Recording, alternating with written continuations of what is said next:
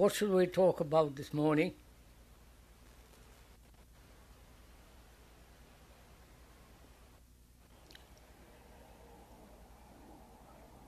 I would like to talk over together with you, if I may,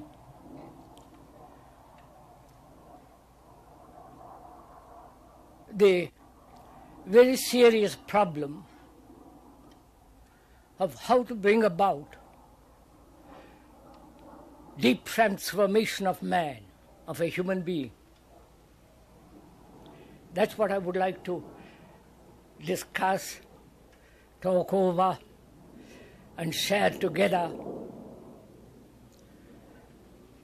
If it is at all possible for man, a human being, who represents the whole of the world, every human being is the whole of the world,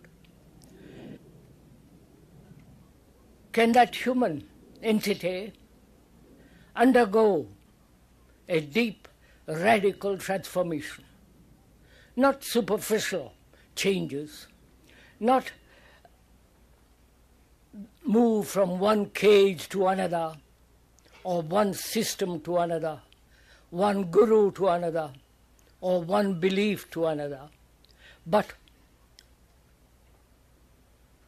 deep transformation, which implies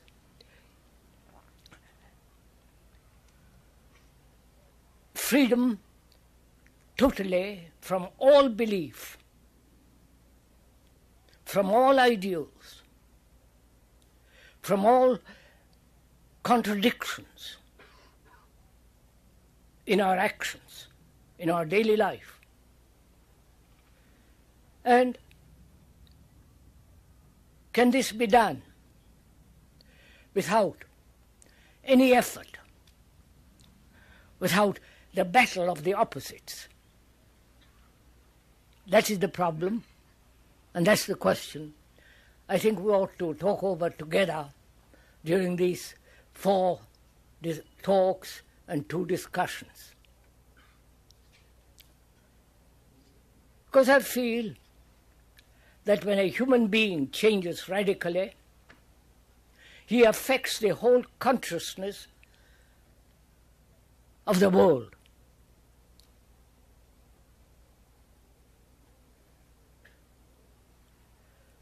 Because the world is you, and you are the world, basically.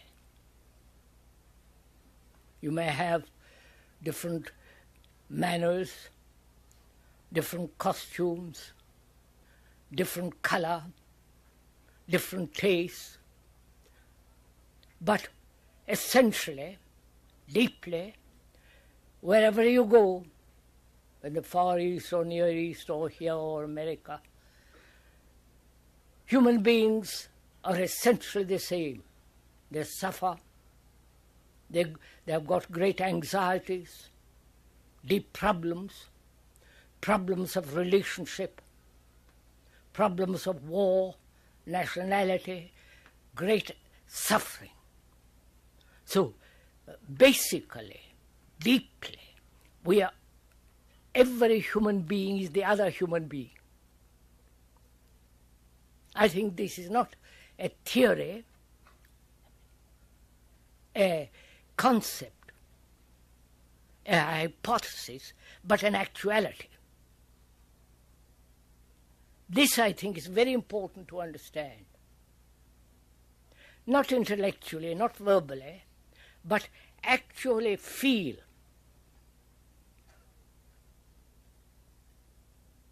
The reality of it, the truth of it, that we are essentially the same right through the world. Because our basis is, our foundation, our existence is based, wherever we are, on relationship, on conflict, confusion, pain, anxiety, great fears, and deep sorrow. I think this is a fact, not what I would like to believe or what I would urge you to believe. But when we know this as a truth, not a conclusion, not a thing that intellectually you contrive to and so believe in, but an actual reality. So, you are the world and the world is you. And if there is a radical change in that consciousness, then you affect the whole of mankind.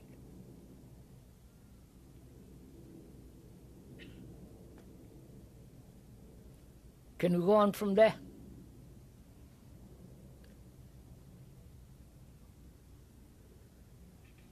Please, this is not an intellectual gathering, whatever that word may mean. Or is it a form of entertainment? We are fairly serious people, I hope.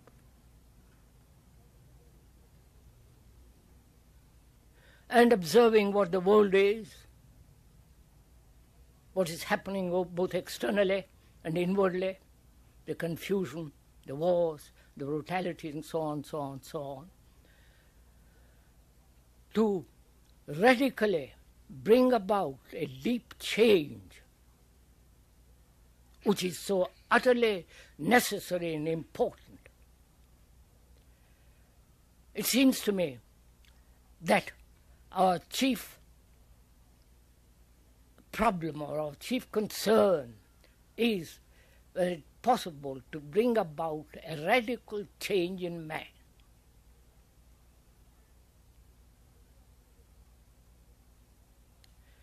Because we are conditioned historically, religiously, by a culture in which we live, where our consciousness is enclosed, bound.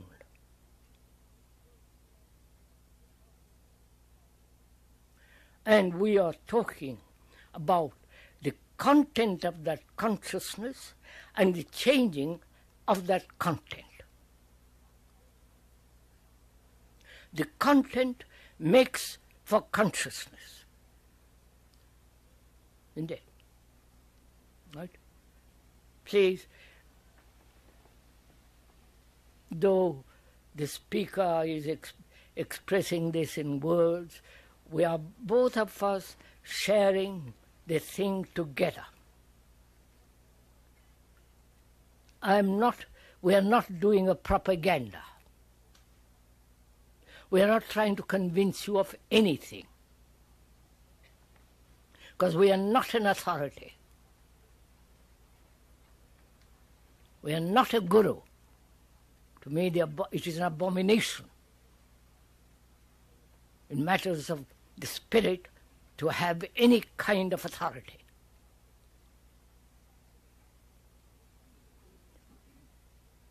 For authority breeds fear. But when one says, I know, you may be sure he does not know. So, we are sharing this question together. Not verbally, not theoretically, but actually in our life, in observing ourselves, in becoming aware of our own activities and our own ways of thinking, acting, believing. So we are concerned in the radical transformation in the content of our consciousness.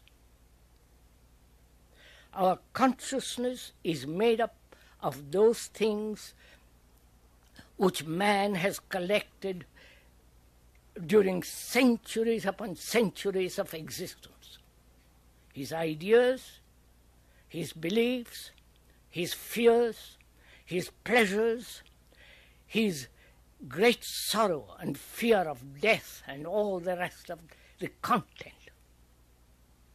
in which is included knowledge, the known as well as the hope to discover what is beyond the known, all that is in our consciousness. I hope you're not bothered with flies. They seem to be concentrating on me.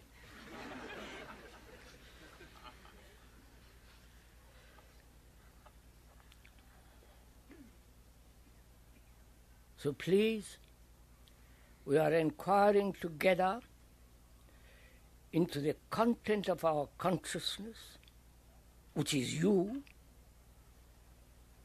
which is yourself, and in that inquiry, we're going to discover, if it is at all possible, the nature and the structure of that consciousness, the content of that consciousness,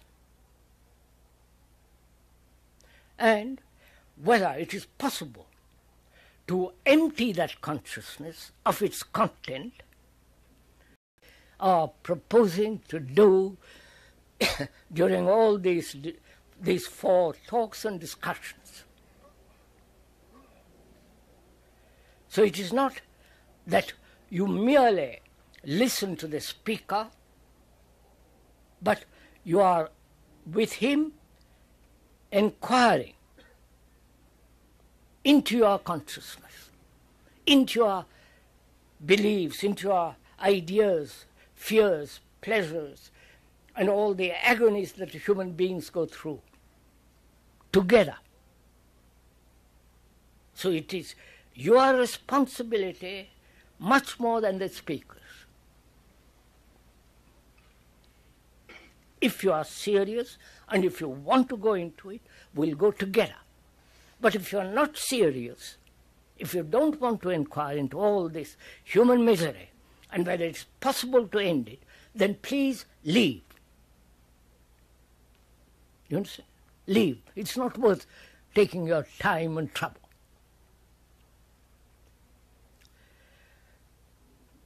So together we are going to inquire, explore.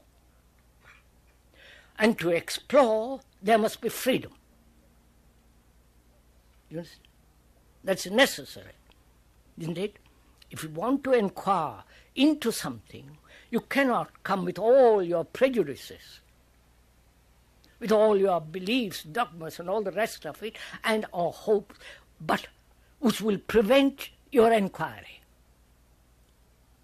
So the first thing, and perhaps is the first step, is the last step, that there must be freedom to inquire. So please, we are asking each other, in the process of inquiry, that very inquiry demands that one be free to look, free to observe. And it's impossible to observe if you come to it, if you come to explore with all your previous conclusions or what you wish it to be. So there must be freedom to inquire. I hope we are together in this. Bene, can we go on?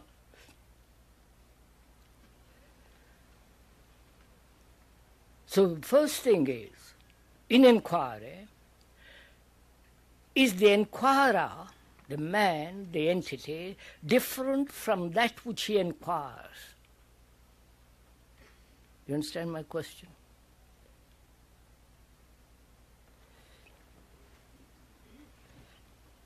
I want to look into myself, into my consciousness. I want to observe the content of that consciousness. I want to be familiar with all the cunning deviations, with all the ideas, thoughts, beliefs, dogmas. I want to look into it. Is the observer different from that which he observes? This is a very important question that you must resolve. Otherwise, we shan't be able to understand each other.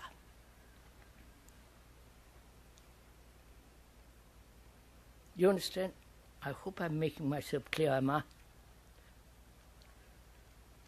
That is, I want to observe my fear.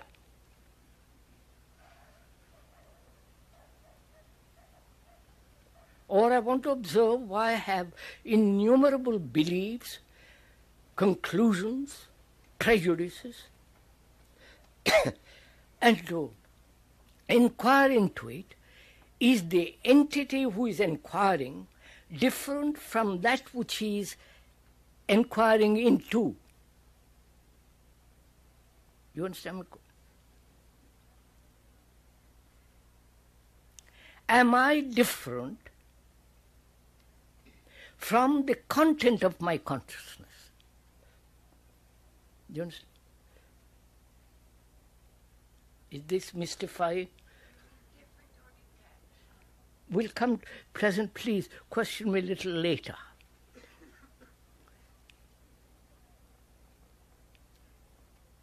If I am different from the thing I observe in myself,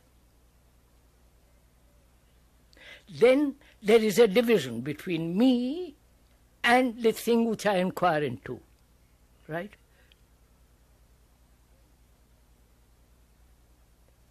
Then when there is a division between me and that which I inquire into, then there is conflict. Then I try to suppress it, control it, or run away from it, or try to wish to change it.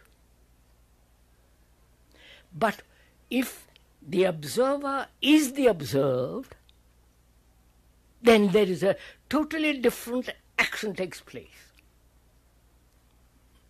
Is this somewhat clear? I'm not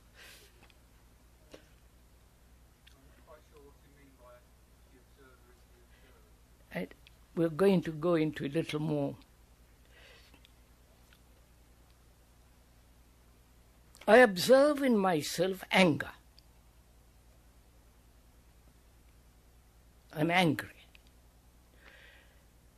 Is that anger different from me, who is the observer of that anger?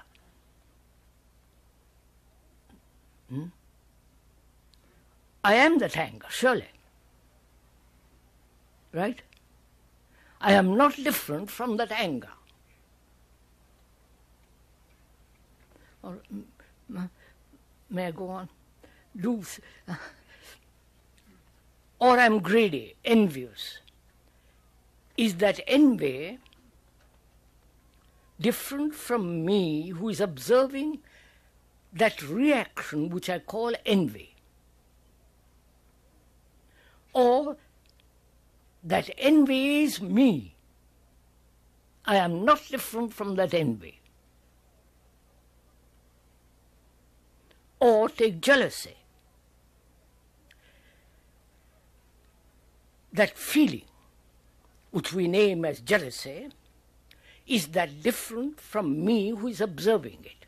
Or that jealousy is me? You're following what now? So, when I observe, is there a division between the observer and the observed?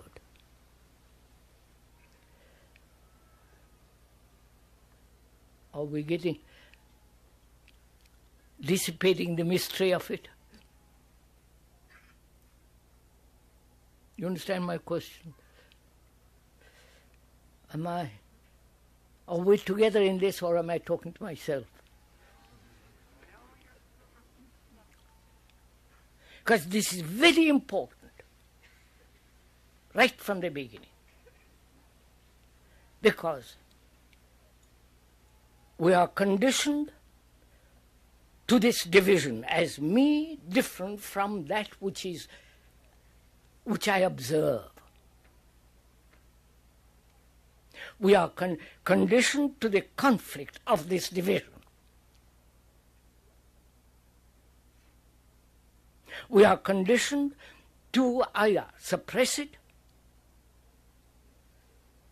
or analyze it or run away from it. Right?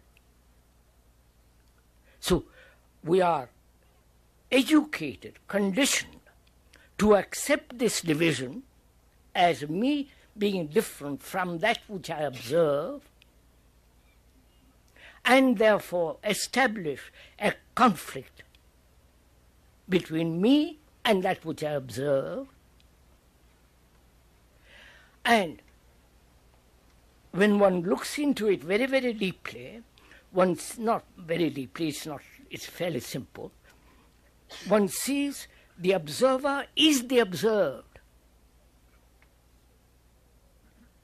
Therefore, you eliminate all conflict.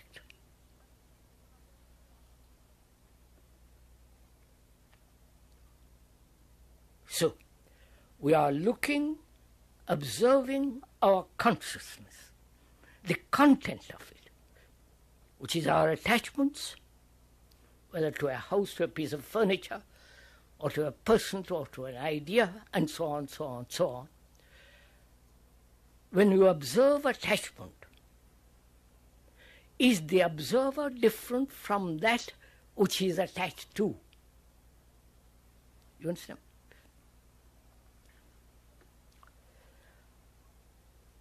One is attached to an idea.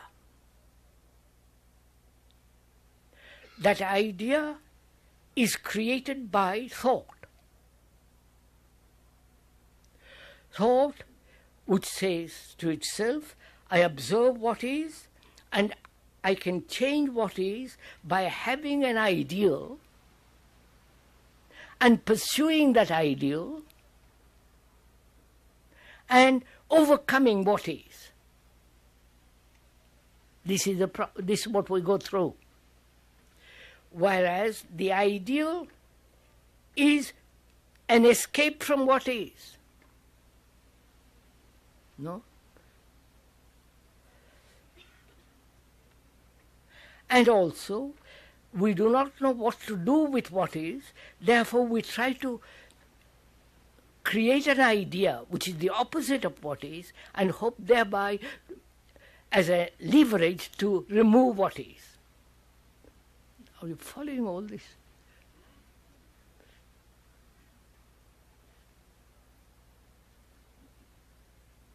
Are we together in all this, or am I? Somewhat. So, it becomes very important when we observe ourselves, which is our consciousness, with all its content, whether the observer is different from that which he observes. If he is different, then there is a division. That division then brings about conflict. The Hindu, the Muslim, the Jew, the Arab, the whole division of mankind. So where there is division, there must be conflict.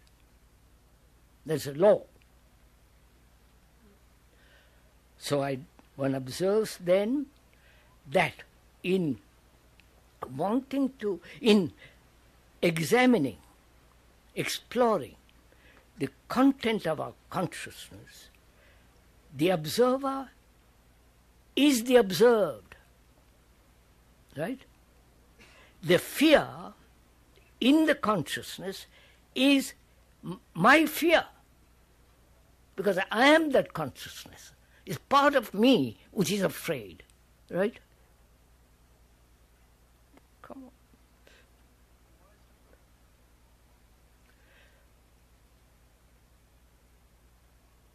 You see,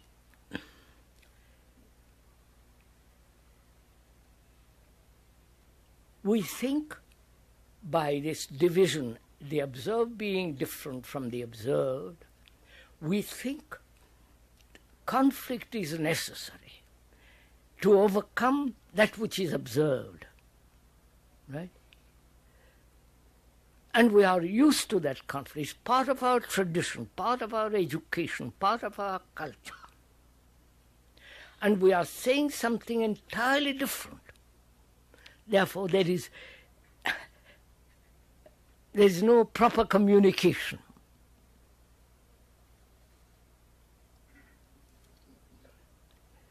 If the observer is the observed, then what takes place?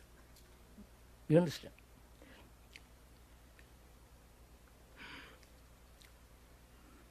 I am attached to something, to a person, to an idea, to a belief, to a house, to something or other. I am attached. And in that attachment, I discover there is fear. I might lose it. The person might run away from me. And so I hold that person or that thing much more closely. So there's conflict going on in there. And we are used to this conflict. It's part of our tradition, part of our education. And we are saying that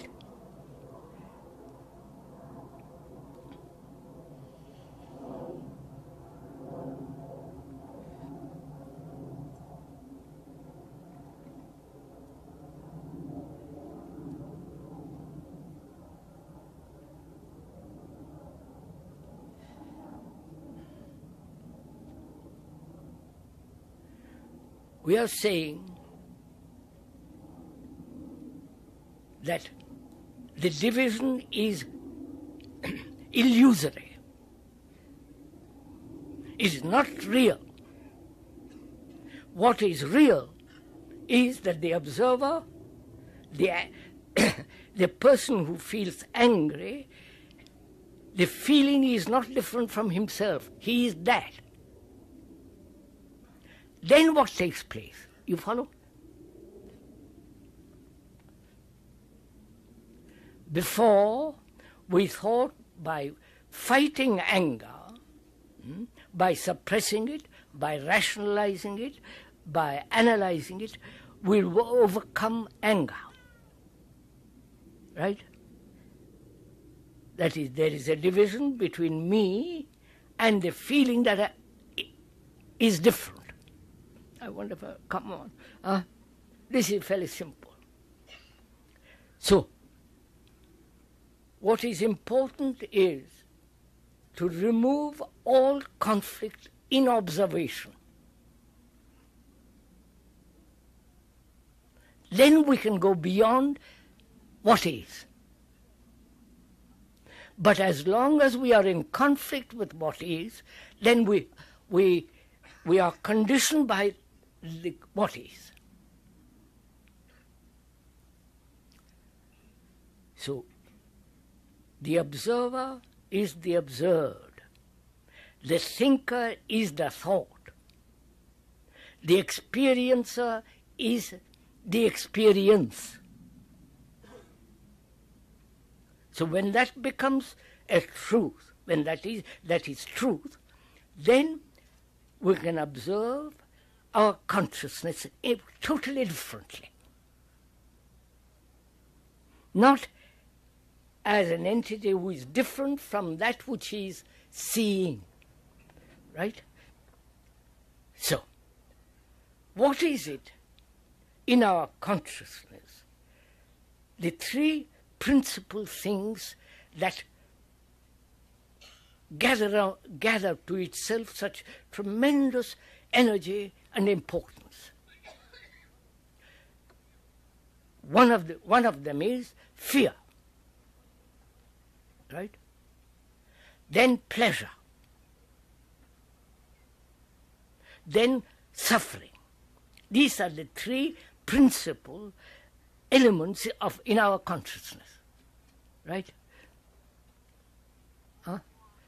Fear, pleasure, and sorrow, with all its ramification changes, its varieties of fear, varieties of pleasure, multiple changes of sorrow. So, first then, let's examine fear, right? Which is part of our consciousness, which is part of yourself. So it becomes very important how you observe that fear. Whether you observe it as an entity separate from fear, or you observe it as part of you. You are that fear, right? So, how do you observe that fear? You understand my question? Some of you understand.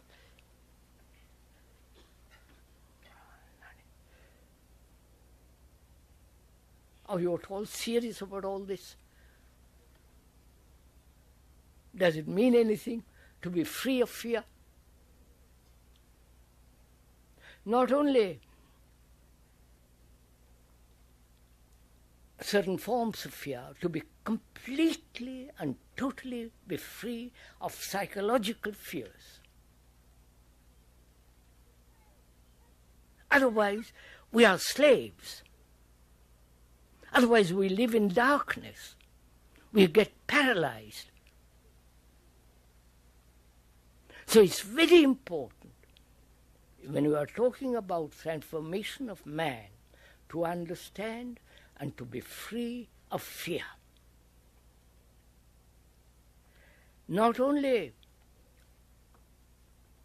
the psychological fears, but when we understand the psychological fears, then biological fears can be dealt with differently. The physical fears. So we are dealing first with psychological fears. Fear of losing a job, fear of losing, oh God knows what, dozen things.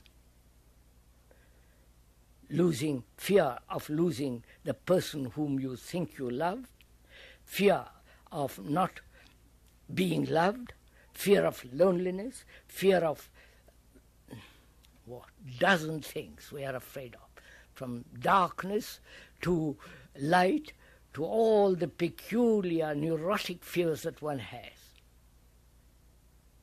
So many forms of it. Now, how does one be free of fear? You understand my question?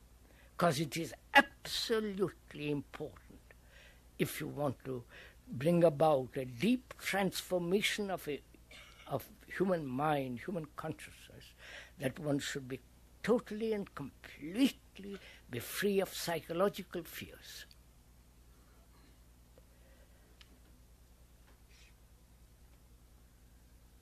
So what is fear? Fear of something, right? Is that fear merely a word?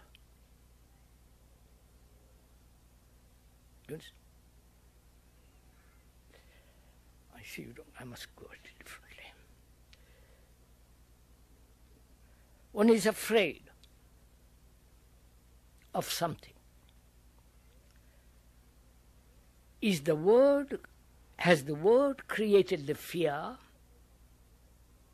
or the fear exists separate from the word? Please, this is very important to capture this. We are used to the implications of words and the reaction to the word. Death is a terrible thing. What? So in the same way, is the word, does the word create the fear, or the fear exists independent of the word?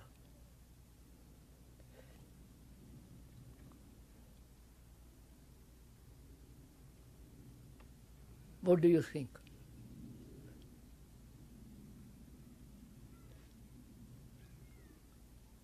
You understand my question? You don't understand my question. I'm afraid. It's a reaction. I'm afraid of losing my reputation. That's a good idea. Otherwise you won't all be here. I'm afraid of losing it. The fear is there. And that fear is caused by the idea that I might lose my reputation.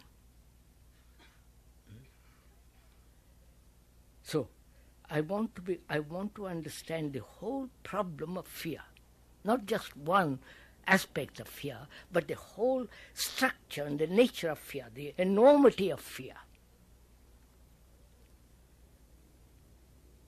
Now, I say to myself, is the fear created by an idea that I might lose my reputation, and therefore I'm afraid?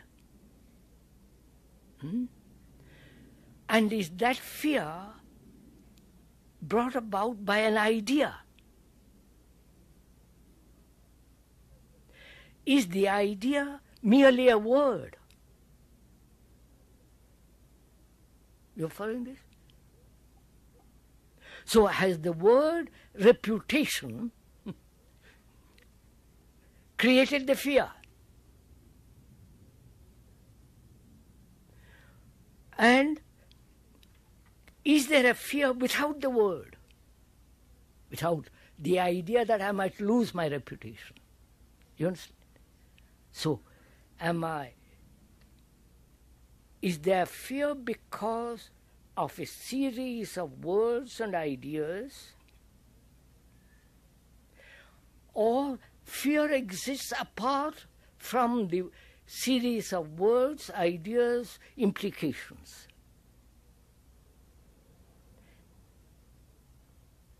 Does fear exist by itself? Or is it a structure of words and ideas and time? You understand? Oh, come on, please. I think that's so, but sometimes I think the fear seems to come in automatically, although it has been set up by words. Yes, so it has, fear exists where there are words and ideas and time. Time being tomorrow, apart from yesterday. If time, words, ideas bring about this sense of fear. Now I say to myself, if there was no time, there was no word, no series of conclusions and ideas, would there be fear? You understand what I'm saying now? So can the mind be free of time, idea, and word? If it is not capable of being free, then fear will exist.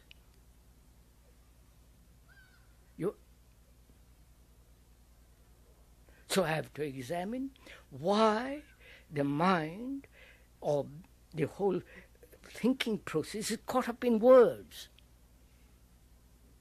Words, ideas, conclusions, and all the rest of it. So I must go into the question of what is thinking? You understand? I started out to find out what is the nature of fear, why human beings are caught in this enormous structure of fear. And apparently human beings have not been able to be free of fear. They escape from it, they have rationalized it, they do all kinds of things to avoid it. But it goes on. So we are inquiring, what is the nature and the structure of this fear? Is it the result of thinking about time, what might happen, or what has happened, hoping that will not happen, which is the process of time, which is a movement of thought. Thought is a movement of time. Right? I've discovered that. Thought is a movement in time, as from yesterday through today and tomorrow. What might happen tomorrow, or what has happened in the past, hoping it will not happen again.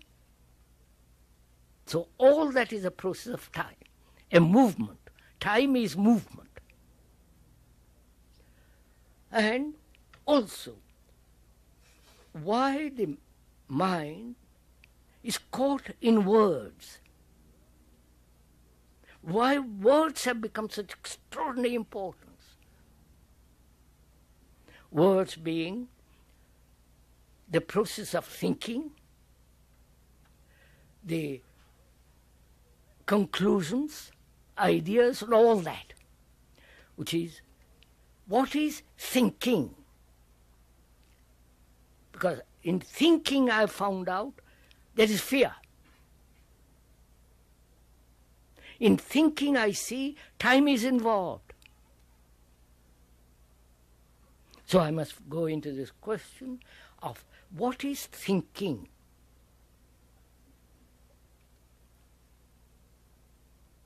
You, please, I am putting into words. You have to share this thing together, cooperate with this thing. Otherwise, you just remain there and I remain here. Right? So what is thinking? What? Not what you think about. Thinking arise. What is the nature of thinking? Because unless I go into this very deeply and find out the nature of thinking, I will never be free from fear. So it is very important for me to find out what is thinking.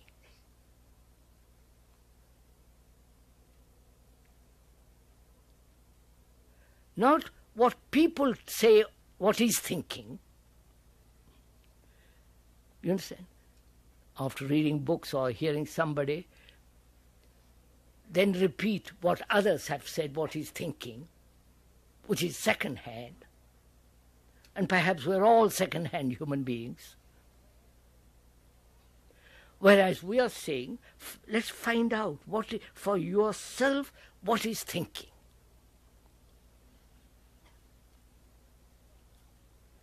Thinking surely is the response of memory. Right? Memory is experience, knowledge, stored up in the brain. Right? I think this is an obvious fact. So, thinking is the response of memory stored up in the brain through experience, through collective knowledge. Right? So, thinking is this movement from the past to the present, modified and going on. Right? We live in the past, most of us, don't we? I had such a happy day. It was so nice when I was a boy. Oh, it was so nice when we were first married. And, living all the time in the past. Because we don't know what the future is. We are afraid of what the future might be. So, we live in the past. So knowledge is the past. Right? There is no knowledge of the future. There's only knowledge is the past. So thought is a movement from the past. Oh, come on. Huh? Are we meeting together in this? So thought is a movement from the past. The past being collected experience, and innumerable experiences which have become knowledge. So knowledge is essentially the past. So thought is a movement from the past. Modifies itself in the present and goes on to the future. Right? So, I've found out, you have found out, not me. You have found out for yourself that thought is a movement from the storehouse of the past.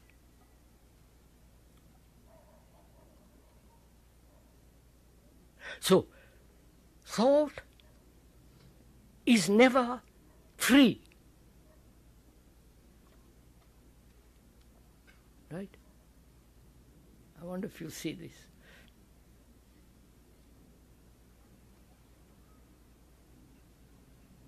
Thought is a movement of the past, therefore of time, and as long as we operate, as long as we, no, let me put it, when we have to operate in thought, right?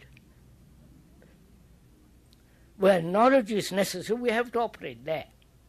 All the technological knowledge, riding a bicycle, this and where knowledge is essential, there thought operates. Where is it possible for thought to remain there and not enter into other fields? You follow my question? That is, I realize I'm afraid. Fear. Fear of not being, fear of loneliness, fear of not being loved, or fear of loving and losing. Fear of death, fear of losing job, dozen fears. But basically, there's only one fear, which expresses itself in multiple ways.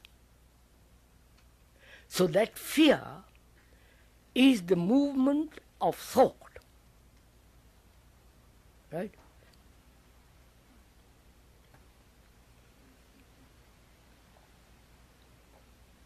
Now, in observing that movement, is the observer different from that? Different from which he observes? Right? Are we meeting something together or not? My word.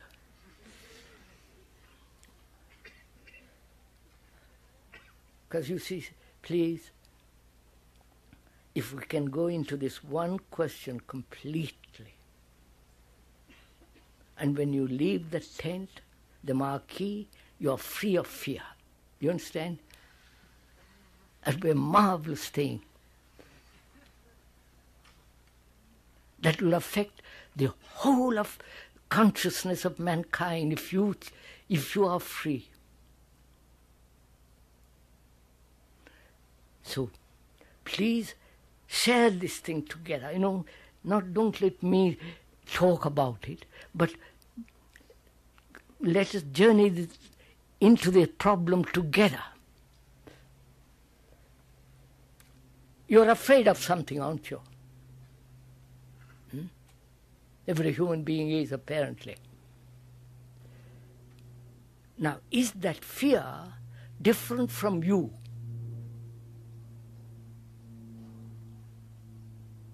Right? I'm asking, is that fear different from you? Huh? You hope so? Oh, Lord. Or that fear is you. Please let's be a little serious. Is that fear you? Of course. No, yeah. Like anger. Is anger different from you, or you are part of that? Obviously. So fear is part of you. But we have learned or been educated to separate ourselves from fear. And therefore we say, I'll control it, I will change it, I will run away from it. All the rest of it comes into being. But if the fear is you, what will you do? You understand the question now? Can I ask a question? Yes, please. Are you saying that, well, what I hear you saying is that if a person wants anything, then he is kind of conditioned by fear. Is that right? No, sir, no.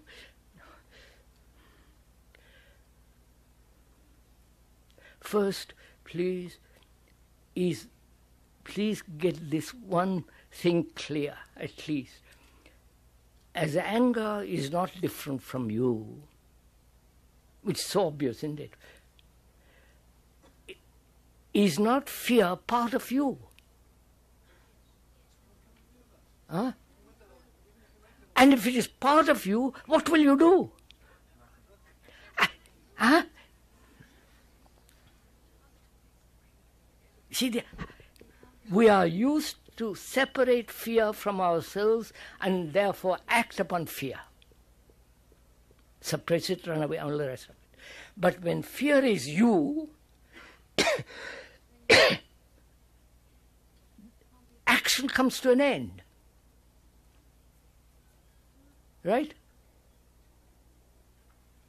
See, this is very difficult for you to see, because we are so conditioned to this division, me different from fear, and therefore acting upon fear. But where we are saying something entirely different, fear is you. Therefore you can't act. Then what happens?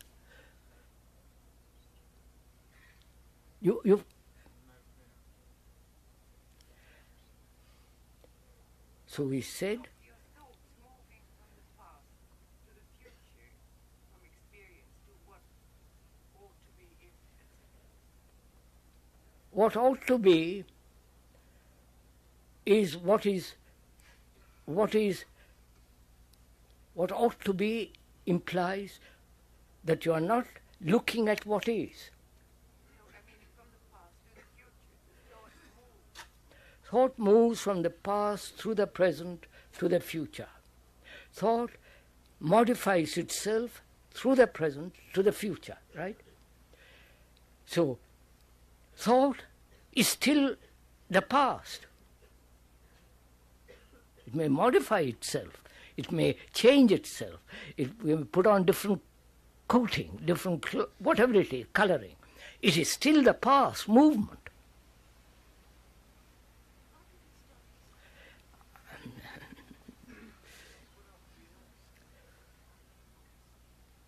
Please, what is the time?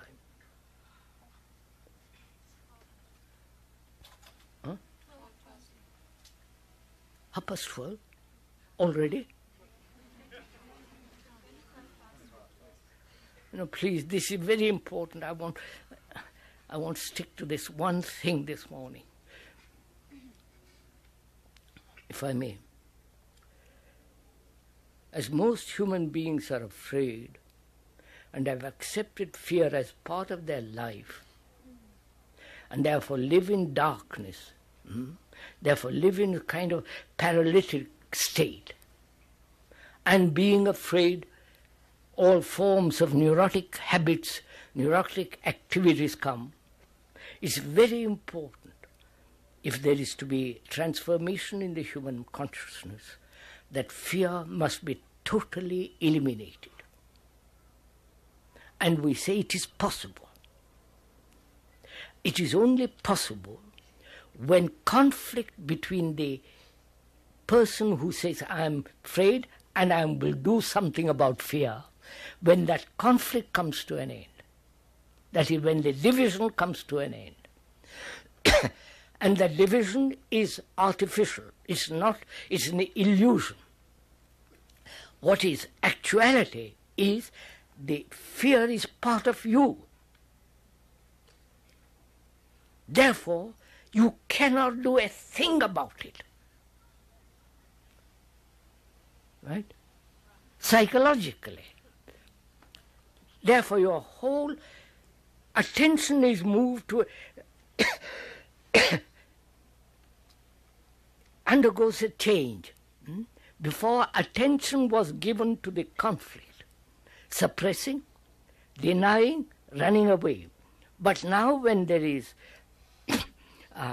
your fear is you, your whole attention has undergone a change. That is, you have much greater energy to look at this fear. Before you ran away, you suppressed it, did all kinds of things to it. Now, fear is part of you. Therefore, you observe it with a totally different attention. You get this? Please get this. You can only look at fear if it's separate, surely. You can only look at fear if it's apart from you. Yes, when you look at fear, the gentleman says, then it's apart from you. When fear is you, what are you looking at? No, do please watch it. Don't answer me. Do look at it.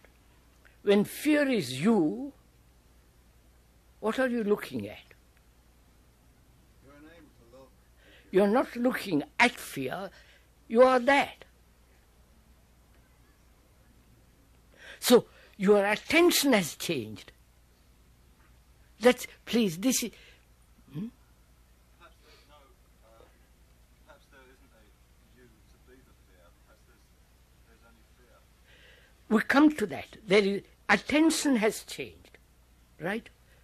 Please see that simple thing. Who is looking at me? Huh? Who is looking at me? I'm not looking at you, sir. I'm looking at fear. Oh, Jesus. Waste of time. But would it mean eliminating part of you? Yes. You are eliminating part of you, which you are afraid of. Part of you is fear, right? With all the complications of fear. Part of you is pleasure, with all the varieties of pleasure. Part of you is sorrow. Different types of sorrow. So all that is you. You're not different from all that, are you? Or you might think you're God.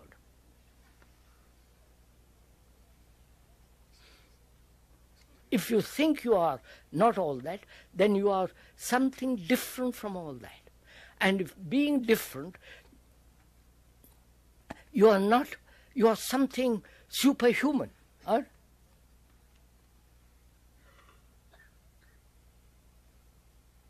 This is the old Hindu philosophy that says, I am not that. We are the soul, we are the something precious inside. We are part of the divine, we are part of the perfect, we are part of the archetype, all that. So, I personally refuse to accept all that. We must begin with doubt, right? And when you begin with doubt, completely begin with that, then you end up with complete certainty. But we begin with certainties and end up in nothing. Please,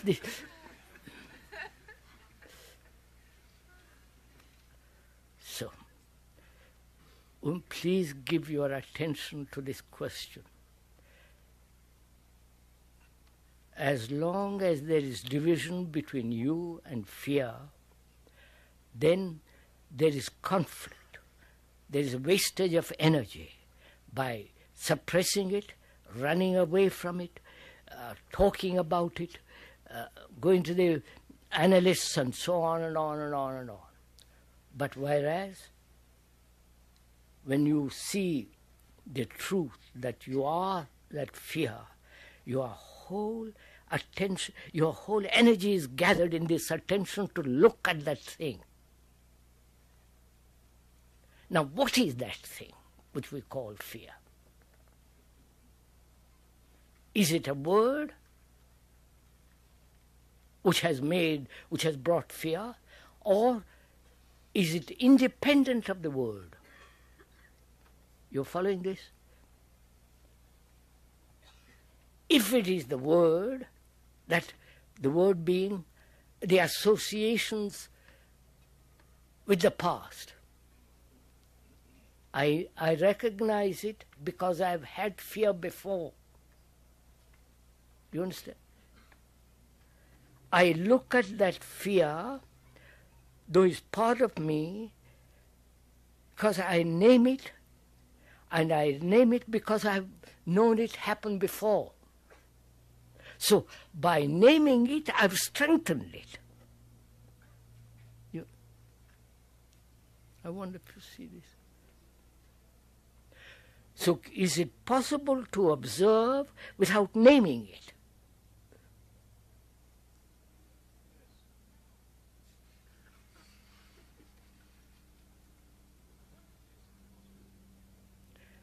If you name it, it's already in the past, right? If you don't name it, it's something entirely different, isn't it? So, is it possible to not to name that thing which you have called fear, therefore free of the past so that you can look?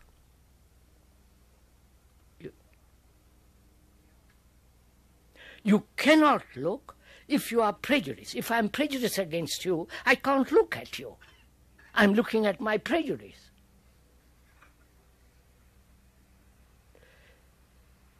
So,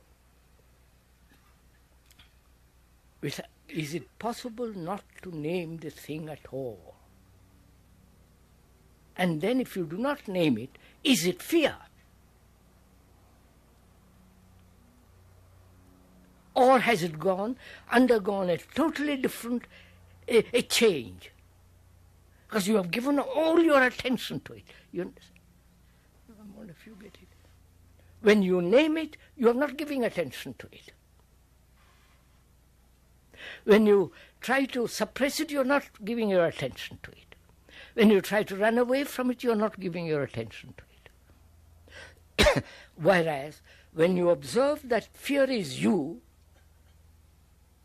and not name it, what takes place? What takes place? You are doing it now. What takes place? It's an emotion. It is a sensation. Isn't it? A feeling, which is sensation. Please, watch it. It's a sensation, isn't it? All feelings are sensations. I put a pin in there and all the rest of it. So it's a sensation. What's wrong with sensation?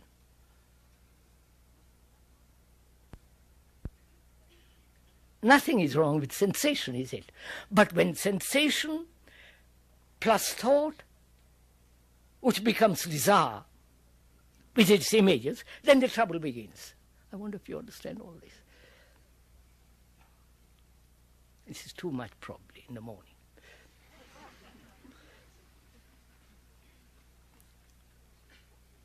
You know, this part of meditation.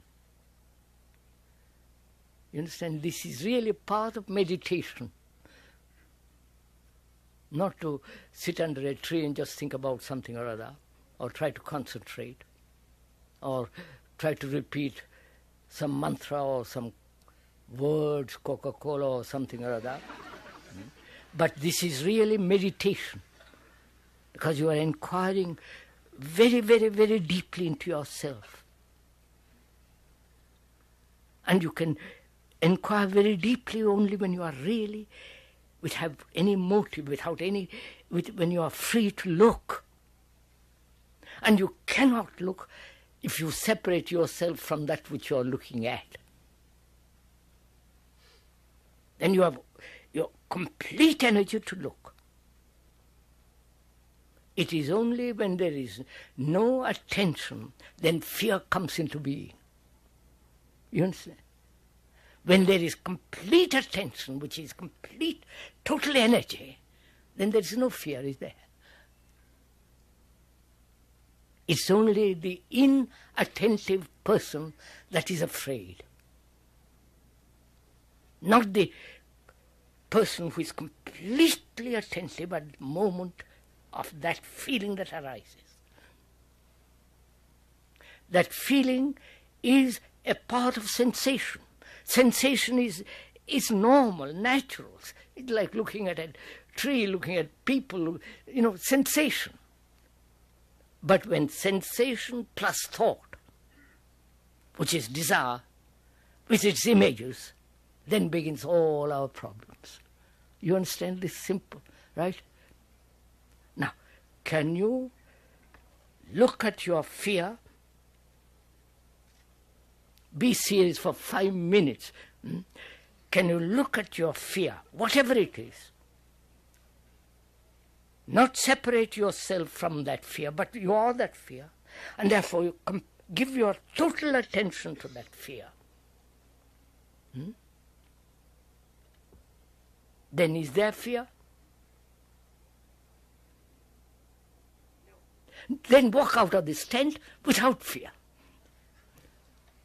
Don't say no and then go outside and full of fears.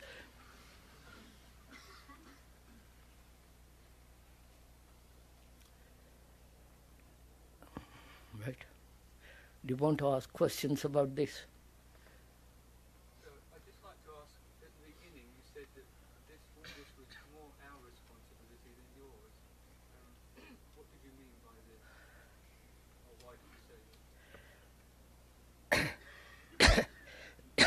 So the word responsibility, what does it mean? To be responsible. To respond adequately, isn't it? The word responsibility comes from the root respond, to respond. Now, do you respond adequately to this question of fear?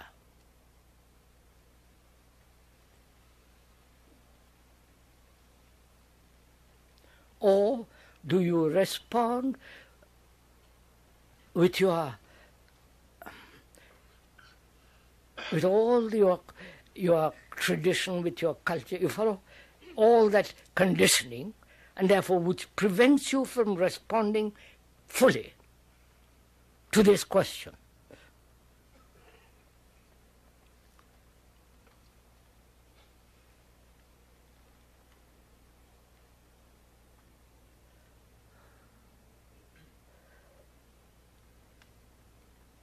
As we said, this is part of meditation. You don't know what meditation is, but this is part of it.